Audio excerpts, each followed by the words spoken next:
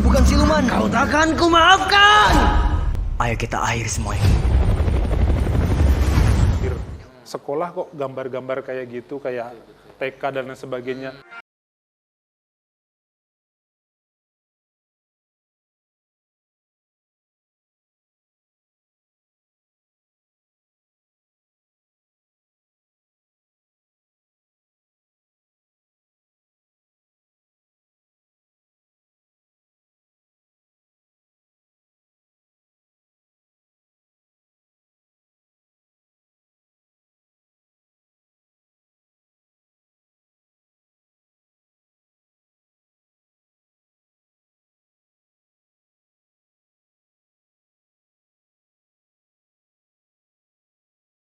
Ketemu lagi dengan saya Ray di acara Putar-Putar, dan ada teman saya Diki, tuh di sana yang nemenin saya. Masih di suasana waspada COVID, sini ya, di tempat yang agak teduh. Suasana waspada COVID. Jangan lupa tetap jaga jarak, selalu pakai masker, terus cuci tangan, rajin cuci tangan, jangan kumpul-kumpul banyak orang.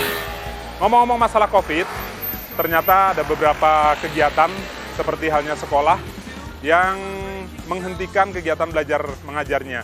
Tapi ada juga sekolah yang mengharuskan siswanya datang ke sekolah, seperti halnya SMK Negeri 1 Ciamas ini.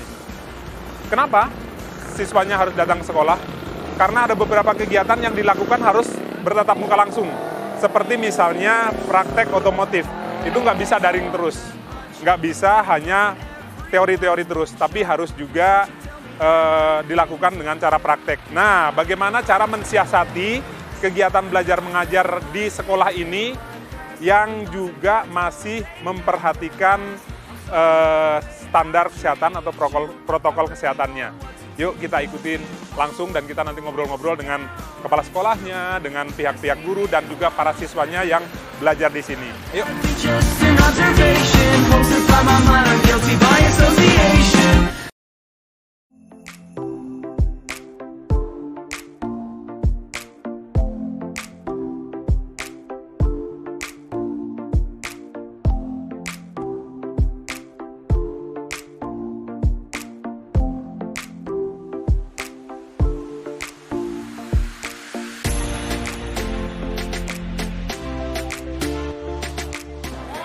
Wah, luas juga sekolah di sini ya ternyata, dan ini ada fasilitas kesehatannya.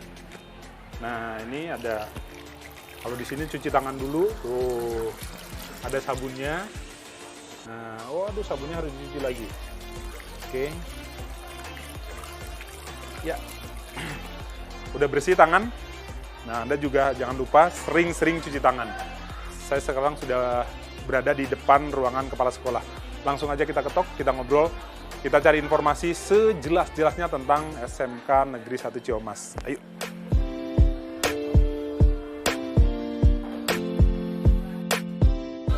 Nah, pemirsa, saya sekarang berada di ruangan kepala sekolah. Nah, kita langsung ketok aja. Beliau lagi apa? Kita mau ngobrol-ngobrol. Assalamualaikum.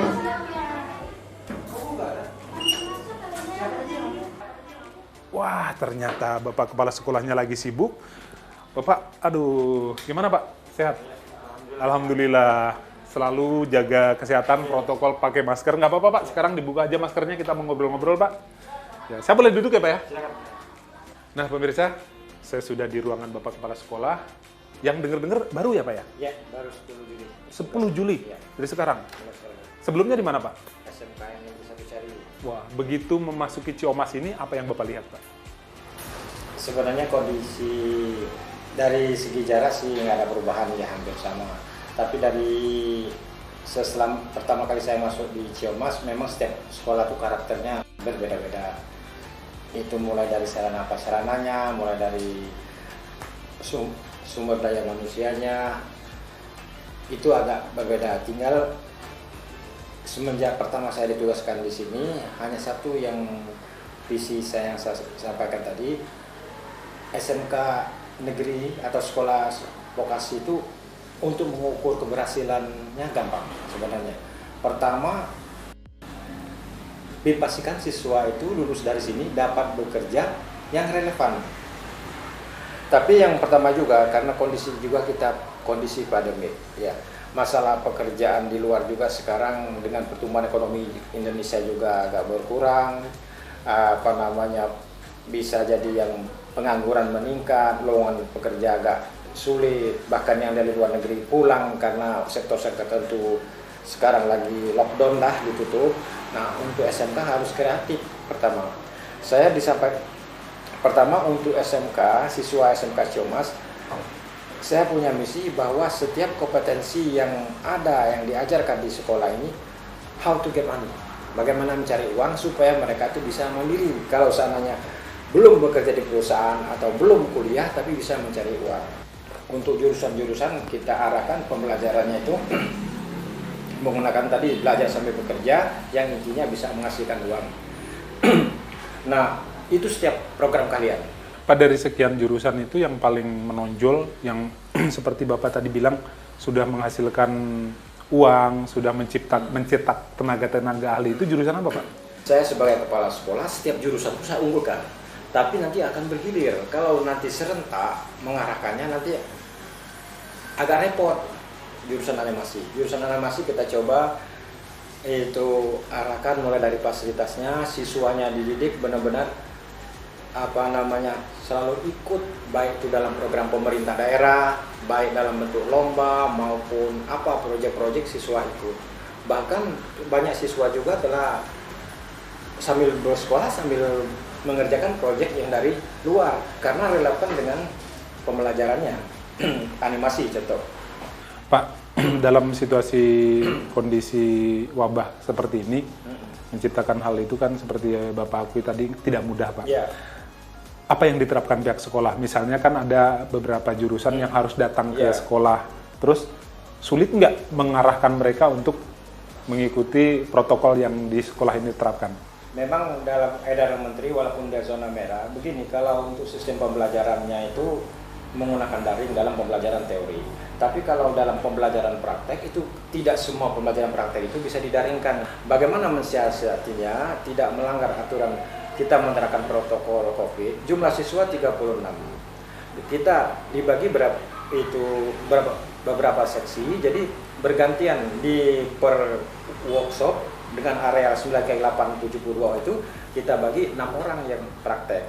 Jadi dia walaupun kondisi sekarang pandemi, dia bisa praktek tapi tentu dengan menerapkan protokol kesehatan. Di sekolah sudah kita lengkapin dengan itu alat cuci tangan, kemudian siswa diwajibkan juga pakai masker, jaga jarak untuk menghadapi itu. Kemudian juga kalau pembelajaran daring tidak semua siswa itu punya fasilitas, Pak. Jadi kadang kala orang tua dia di sekolah di rumah itu tidak punya HP, tidak punya laptop, bahkan punya HP tapi nggak punya kuota. Jadi kendalanya banyak. Ada sebagian. Nah, siswa yang seperti itu strategi sekolah adalah mereka yang benar-benar tidak punya fasilitas seperti itu kita undang ke sekolah untuk belajar di sekolah, gunakan wifi di sekolah, gunakan fasilitas di sekolah. Itu strategi sekolah dalam menghadapi masa pandemi ini. Waduh, Pak, terima kasih banget penjelasannya. Udah jelas banget, tapi kejelasan itu justru membuat saya penasaran. Apa cuman omong doang atau di lapangan memang ada ininya? Boleh saya pamit mau keliling-keliling, Pak? Lihat-lihat, Pak. Oke. Siap, Pak. Selamat bertugas, Pak. Makasih, Pak ya.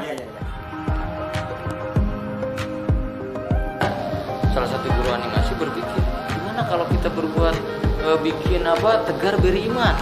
Tegar Beriman Tegar asalnya Beriman. kan Bogor Tegar Beriman. Akhirnya kita buat 3 tokoh Tegar Beriman. Oh, ini ada tulisan segera tayang. Oh, Maksudnya mau tayang di mana, Pak?